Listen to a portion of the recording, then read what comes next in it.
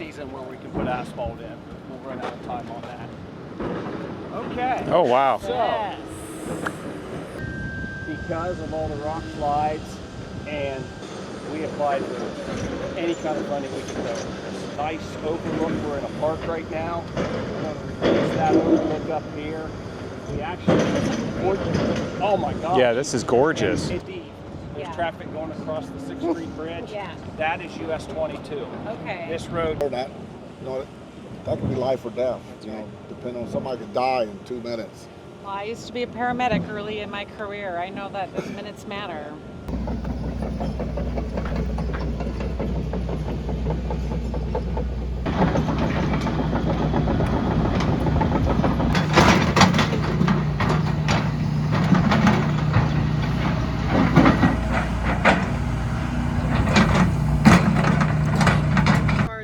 Responders, they were delayed in getting to help the residents, and I think as a former paramedic is where I started my career.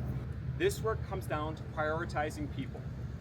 The neighbors, friends, business owners, and colleagues and family members who define Zanesville is a direct reflection of FEMA's mission